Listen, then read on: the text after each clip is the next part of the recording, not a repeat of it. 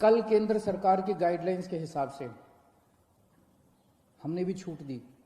जो जो केंद्र सरकार ने कहा भाई ये कर सकते हो, ये कर सकते हो, ये कर सकते हो, उसके हिसाब से हमने दी। आज मुझे थोड़ा सा दुख हुआ। कुछ दुकानों के सामने मैंने देखा कि इतनी भीड़ लग गई, लोग सोशल डिस्टेंसिंग फॉलो नहीं कर रहे थे। कुछ दुकानों के सामने, अपने लोग बहुत अच्छे हैं, दिल्ली के लोग बहुत अच्छे हैं, लेकिन कुछ जगहों पे लोगों ने सोशल डिस्टेंसिंग नहीं मानी, भगदड़ मच गई। इससे किसका नुकसान हो रहा है? आपका ही नुकसान हो रहा है, आप ही बीमार पड़ोगे। आप सोच के देखो कि अगर आप उस भगदड़ में थे और उसमें 2-4 लोगों को मान लो कोरोना था, आपको भी हो जाएगा, क्या फायदा होगा? आपकी जिंदगी खतरे में, आपके परिवार के लोगों को हो जाएगा उसके बाद। तो क्यों इस तरह का रिस्क मोल लेते हो? क्यों इस तरह की गतिविधि करते हो? जहां जहां आज लोगों ने इस तरह की हरकत की, सही नहीं किया। कसम खा लो कि कल से हम इस तरह की हरकत नहीं करेंगे, कल से हम इस तरह की भगदड़ नहीं करेंगे, कल से हम सोशल डिस्टेंसिंग पूरी फॉलो, कल से क्यों, अभी से हम सोशल डिस्टेंसिंग पूरी फॉलो करेंगे, कहीं भगदड़ नहीं करेंगे। ये कोई मैं अपने लिए तो थोड़ी कह रहा हूं, मैं अपने आपके लिए कह रहा हूं, आपकी सेहत के लिए कह रहा हूं, आपकी जिंदगी के लिए कह रहा हूं, आपके परिवार की खुशी के लिए कह रहा हूं, अपने दिल्ली के लोगों के सेहत के लिए कह रहा हूं।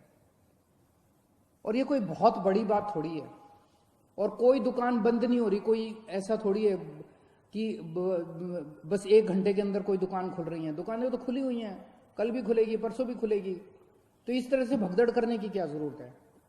लेकिन अगर कहीं पे अब हमें पता चला कि सोशल डिस्टेंसिंग फॉलो नहीं हो रही, कहीं पे ठीक चीजें नहीं चल रही, तो फिर हमें उस एरिया को सील करना पड़ेगा।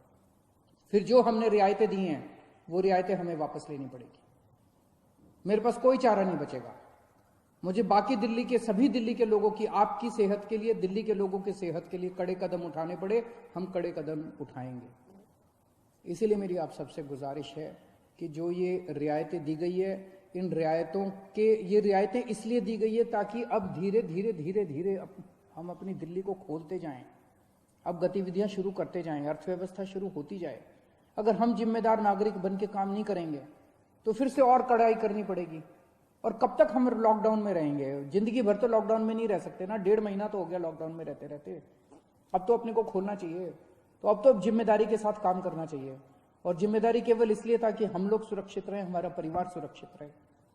तो मेरी आपसे हाथ जोड़ के विनती है, हम नहीं चाहते कि और कड़े कदम उठाए जाएं, लेकिन अगर किसी एरिया के अंदर किसी दुकान पे अगर होता है, और दूसरी चीज, दुकान वालों को जिम्मेदारी लेनी पड़ेगी। अगर आपकी दुकान है और आपकी दुकान के सामने ये नहीं हो रहा, आपकी दुकान बंद कर देंगे, आपकी दुकान सील कर देंगे।